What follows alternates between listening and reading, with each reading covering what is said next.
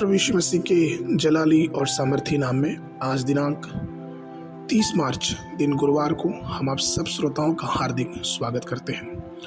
आज के दिन के लिए जो वचन है लिया गया है मत्ती रचित सुसमाचार उसका 4 अध्याय 1 पद। वचन कहता है, तब उस समय आत्मा यीशु को जंगल में ले गया ताकि इब्लिस से उसकी परीक्षा हो। प्रियो, पवित्र आत्मा ने स्वयं विजय के स्थान का निर्णय किया और यीशु को वहां ले गया। जीत का स्थान जंगल था। इस संसार की दृष्टि में जंगल का अर्थ होता अकेलापन, कठिनाइयों से भरा हुआ, जिसमें कोई रहना पसंद नहीं करता है। लेकिन क्या आपको मालूम है कि जंगल में आपके पास हरे भरे पेड़ पौधे और वनस्पति और सुंदर फूल भी देखने को मिलेंगे, लेकिन आप जंगल में अकेले रहेंगे। लेकिन उस अकेलेपन में भी अगर आप चाहें तो उस प्रभु की उपस्थिति ही अर्थात परमेश्वर की आत्मा की अगुवाई आप पा सकते हैं। यशायाह नबी की पुस्तक 35 अध्याय 1 पद में, जंगल और निर्जल देश प्रफुल्लित होंगे, मरुभूमि मगन होकर केसर की नई फूलेगी। प्रियो, अपने जीवन साथी की मृत्यु के कारण आप जंगल के अनुभव से गुजर रहे होंगे। हो सकता है कि आपके जीवन में कुछ ऐसा बुरा हुआ हो कि आपने अपने जीवन में एकदम अकेलापन पा लिया हो सकता है कि आप काम की वजह से अपनों से दूर पाए जाते हो सकता है कि आपके परिवार के लोग आपसे दूर हो और आपके लिए एक एक वक्त गुजारना बहुत मुश्किल होता होगा। हो सकता है कि ये रोने की घाटी से होकर आप गुजर रहे हो। लेकिन प्रभु का वचन कहता है, अगर हम उसकी आवाज़, शीरीन आवाज़ सुनेंगे तो प्रभु हमें अपना अनुग्रह देगा।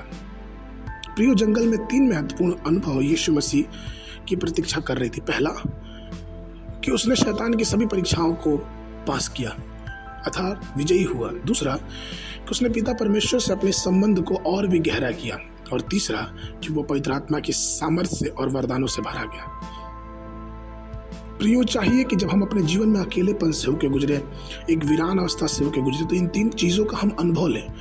ऐसा नहीं है कि हम उन चीज़ों को जंगल की अवस्था में आने से, अकेलेपन में आने से, दुखी होने से, उस सारे अनुभव को, उस हरियाली को, परमेश्वर के अनुग्रह को, परमेश्वर की भलाई को देखना भूल जाए। लेकिन नहीं, परमेश्वर की आशीषों को हम अनुभव करें। जिस प्रकार से उस 40 वर्षों तक परमेश्वर ने किस प्रकार से रात में आग का खम्भा और दिन में बादल बन के उनकी अगुवाई की मन्ना खिलाया, लेकिन वो कई बार भूल जाते थे। कहीं ऐसा ना हो। प्रभु हमारे लिए भी विजय का स्थान तैयार करता है और विजय का स्थान वही है जहां हम अकेले अपनी आत्मा से और अपनी परिस्थितियों से लड़ते हैं।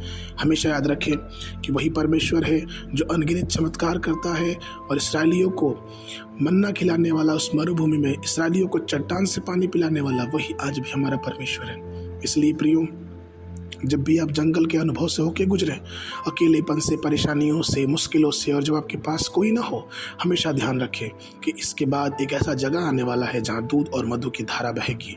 और वो परमेश्वर उन लोगों को देगा जो इस मरुभूमि के रास्ते में, जिस जंगल के रास्ते में विजयी होके वहां तक जाएंगे। इसलिए परमेश्वर की अगुवाई पर विश्वास करें और परमेश्वर हमेशा ही आपकी अगुवाई और रखवाली करेगा।